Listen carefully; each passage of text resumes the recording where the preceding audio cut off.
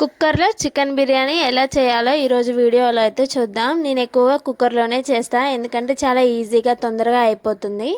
Taste కూడా చాలా బాగుంటుంది.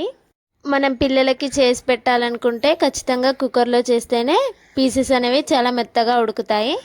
కుక్కర్లో బిర్యానీ ప్రాసెస్ అయితే చూద్దాం.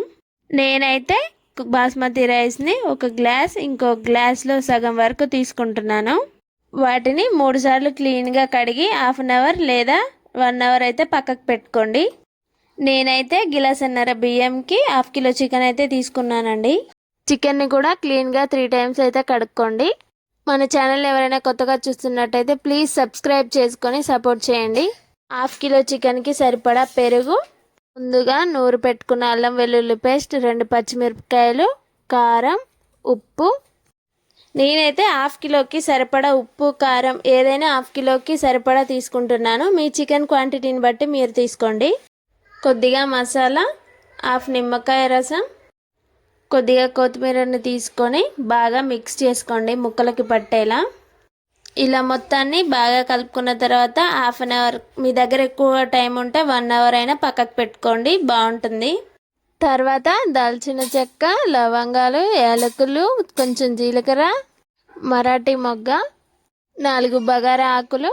నేనైతే స్పైసెస్ ఎక్కువగా వేయట్లేదండి, ఎందుకంటే నేను పిల్లలకు కూడా పెడతాను. అది మీ ఇష్టం, కొంచెం ఎక్కువైనా వేసుకోవచ్చు. స్టవ్ ఆన్ చేసి కుక్కర్ని పెట్టుకొని 2 పావుల నూనె వరకు పోసుకోండి. తర్వాత బిర్యానీకి కావాల్సిన స్పైసెస్ వేసుకొని కలబెట్టుకోండి.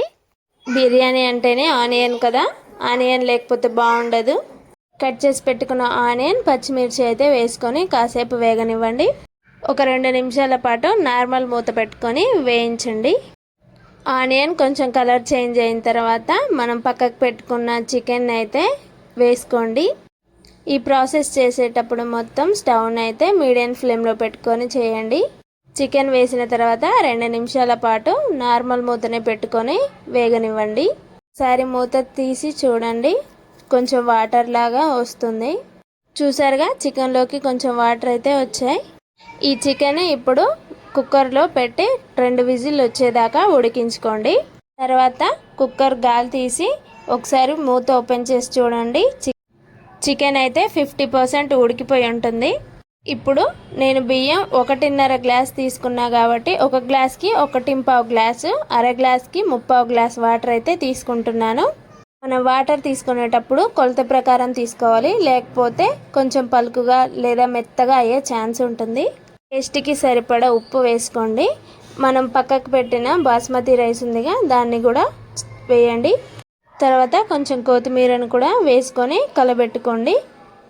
కుక్కర్ మూత పెట్టేసి 2 విజిల్స్ వచ్చిందాకా ఉంచండి. చూసారుగా, బిర్యానీ అయితే రెడీ అయిపోయిందండి. చాలా బాగుంటుంది, ఒకసారి ట్రై చేసి చూడండి. ప్లీజ్ సబ్స్క్రైబ్ చేసుకోండి.